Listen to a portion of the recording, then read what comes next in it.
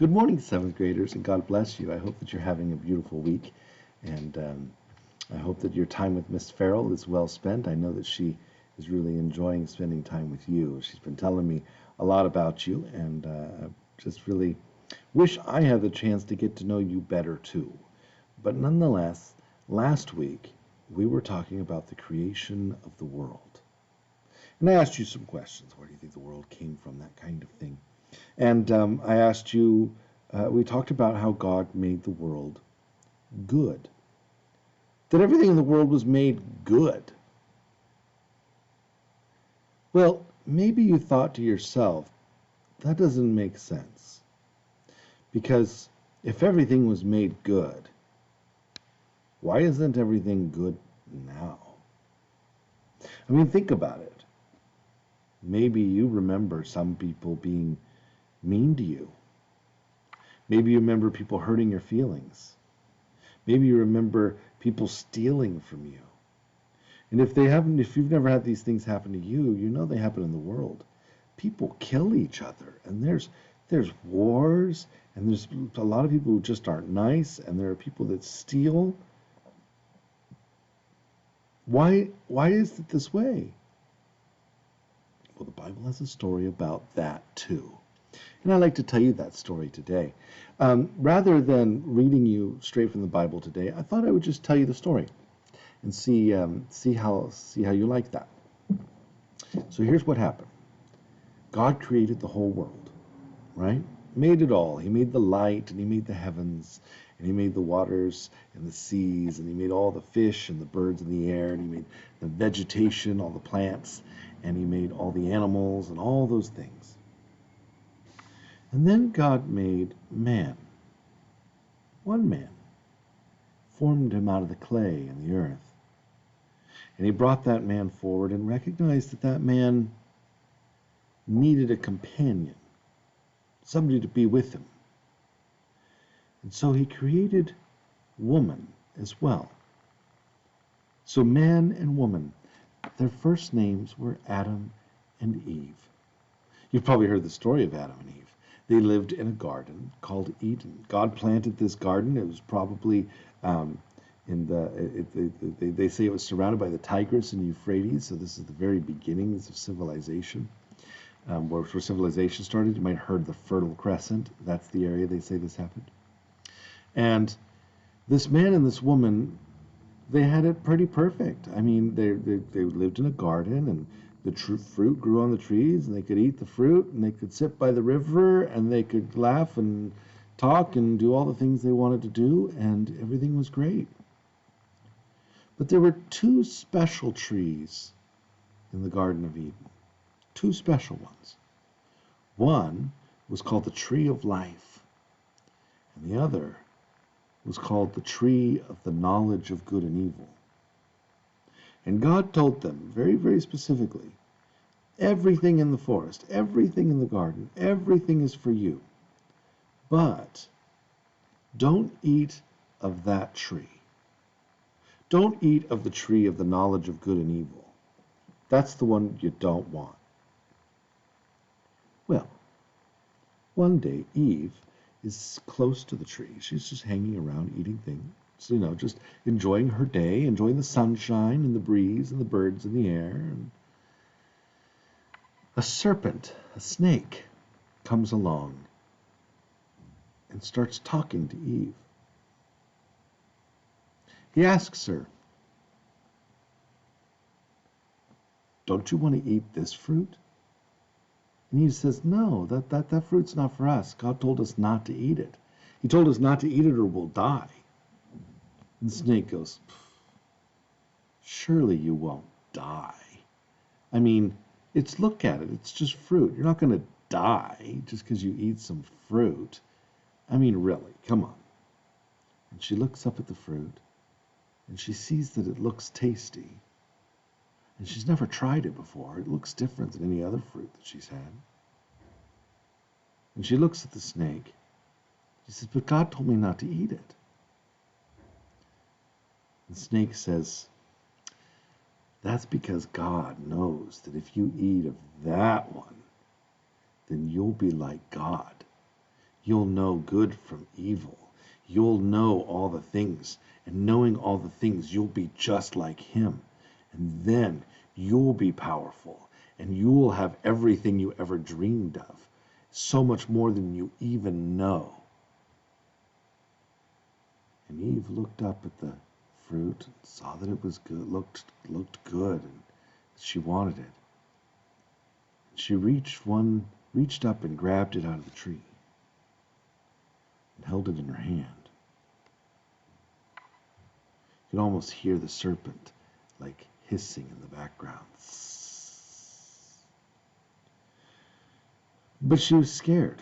She didn't want to do this alone, so she called Adam. Adam, come here. Eat the fruit with me. And Adam looks at the fruit and says, we're not supposed to eat that. And she says, come on. I mean, it looks good. And the snake says that we will be like God. We'll know what's good and what's evil. And Adam too looked at the fruit, saw that it looked good. He wanted to be powerful too. And so they ate the fruit. They did the one single thing that God told them that they didn't want to do. Now you might think, well, why did God not want them to do this? If he really didn't want them to do it, why did he put the tree there at all? I mean, couldn't God have not put the tree there and then there wouldn't have even been tempted and there wouldn't have ever been a problem? But here's the thing. God made us to be free, to be able to make choices, real choices that really matter, right? Like the things that we do are important things, all of them. They really are. And so if he didn't give us the choice to do wrong things, then are we ever really doing right things? I mean, let's say, for example, that my mother comes in and she wants me to clean my room, right?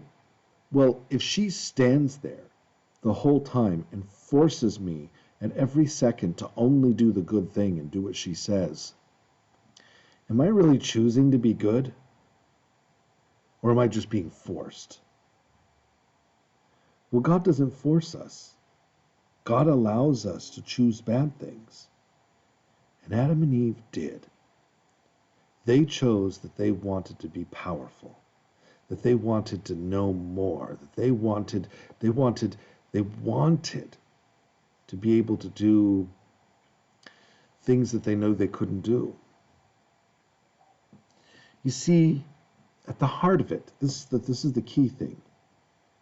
Adam and Eve didn't trust God. They didn't trust him. They didn't think that God really had their best ideas and their best life and their best dreams and hopes in mind. They thought that their own thoughts of their own life were going to be better than God's thoughts. And that's the big mistake. You see, God loves us. God made us all good. And he loves us more than anything.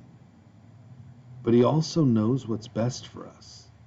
Just like your parents know what's best for you. It's why they make you go to school, right? Because they know that's what's best for you. And you might think, my darn parents make me go to school and I don't want to go. And this is stupid and I don't like it. But then you go and you're glad you went, like it was better than you thought it was, right? The same thing's true with Adam and Eve. God knew what was best for them, and they didn't trust God. We still don't trust God a lot. And this is the problem. The second they ate the apple, they really did know good and evil, right? They suddenly did.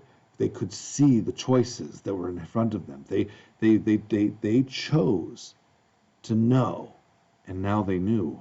And they looked at each other, and right away, their relationship was broken. Something was wrong. They looked at each other and could see that something was wrong, right?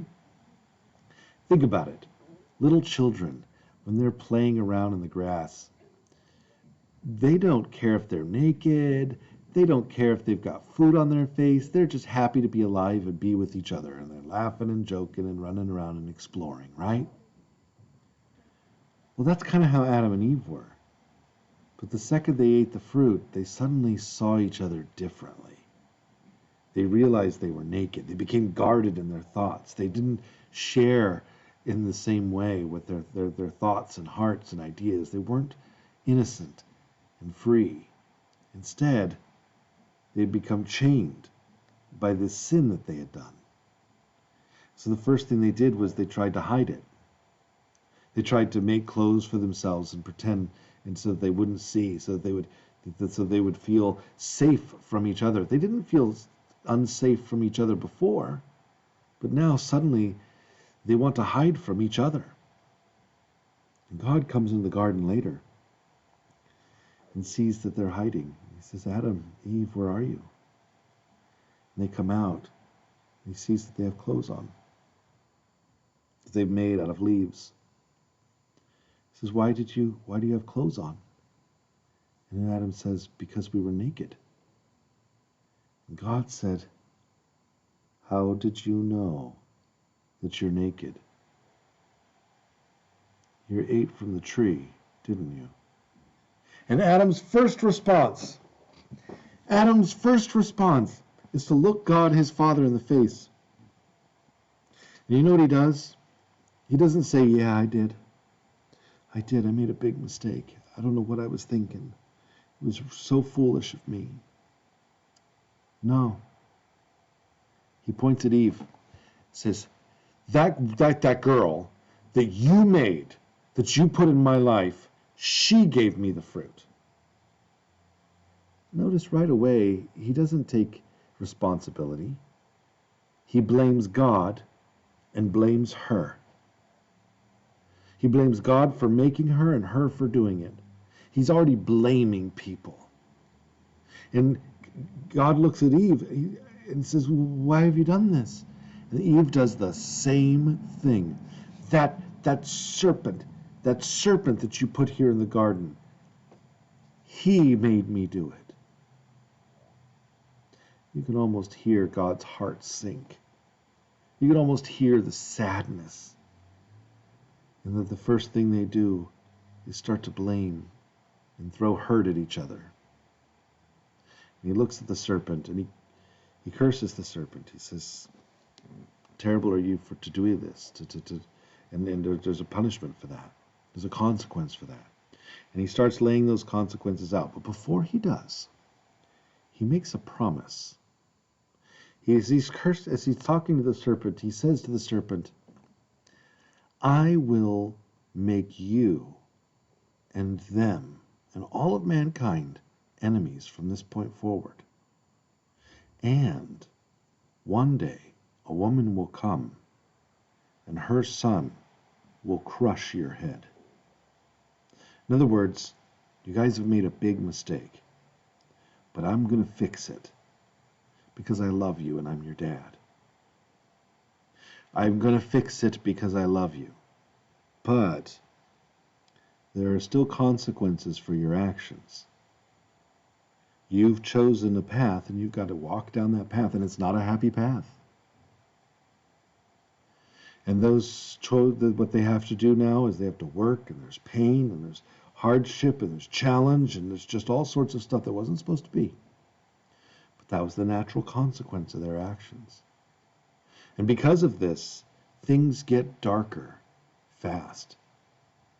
They have two sons, Cain and Abel. And Cain and Abel are brothers. They're supposed to love each other, but they become into a great argument. And Cain becomes very, very jealous of Abel. And Cain kills his brother Abel. So here's Adam and Eve and their first children. And already evil has come into the world. But notice it didn't come from God. It came from man. Like, we did that. Like Adam and Eve did that, and then Cain and Abel did that, and then every generation ever since has done that too. In fact, at first, the world became so dark, so terrible, and people were so cruel to each other that God had to clean the world. This story is called the story of Noah. Maybe you've heard it. Here's how it goes.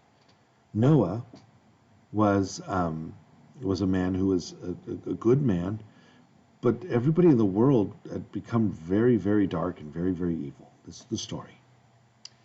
And so God told Noah, I've decided that I'm going to kill off the whole world, but you and your children are good. So I'm gonna save you. And so he tells him to build a boat, an ark, a great big huge boat, and that's what he does. He builds the boat. And everybody's making fun of him for building this boat. Like, what are you doing? You're in the middle of the desert. Why are you building this huge boat? And Noah and his sons and his wife and his sons' wives, they just keep working on this boat. And it's a huge boat. And they work on it for years and years. Until finally, God says, I'm coming and I'm going to bring a flood, and it's going to flood the whole earth, and that's why you had to have a boat. And I was like, okay, that's terrible. All these people are going to die. God says, I know. And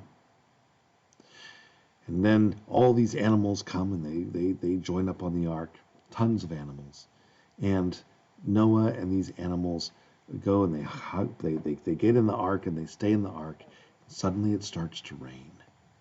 And it rains until the whole earth is flooded and everything dies except for this man and his wife and his children and their wives and all the animals that are floating above. And eventually the waters go away and it lands, and suddenly Noah and his father and his family are like almost like a new Adam and Eve, starting the world over. And yet they make mistakes too. You see, once Adam and Eve, once they made that mistake, nobody can get away from the mistake. We all do it now. We all want to be powerful. We all want something that we don't have. We all don't trust God. And because of this, there's a real problem. So God promises Noah that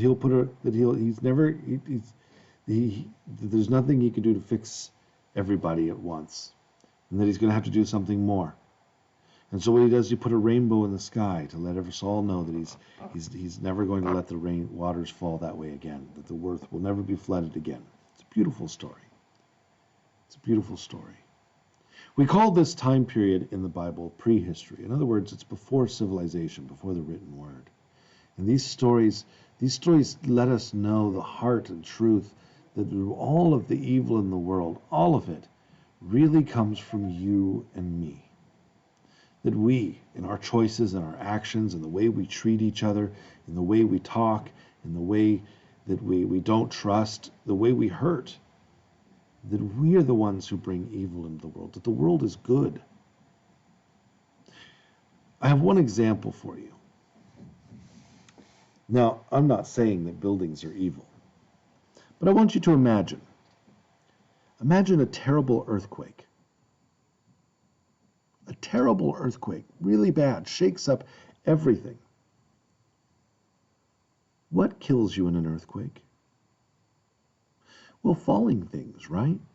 Like the houses could fall down and roads can crack and cars could wreck and all sorts of terrible things. But notice, if you were just out in nature, a big earthquake wouldn't bother you much at all. If you were just standing in a field with a bunch of cows, you'd be like, oh my gosh, the earth is shaking. But it wouldn't be terrible. What's terrible is that we live in houses, and those houses are not necessarily always made to withstand earthquakes. You see, our choices have consequences, right? Now, don't get me wrong, I want to live in a house. I like houses. I like being warm, and I like having my computer, and I like watching TV, and all those things are good. But there are consequences to that. And in the same way, God created the whole world good, but our choices can create a world where bad things can happen. Does that make sense? Bad things happen because of the choices that people make. Now, sometimes bad things just happen too, and we'll talk about that on another day. But the world itself was created good. And it was we, you and I, that messed that all up. God bless you. Have a beautiful day. And I look forward to telling you all about how God planned to fix this problem. God bless you. Have a good week.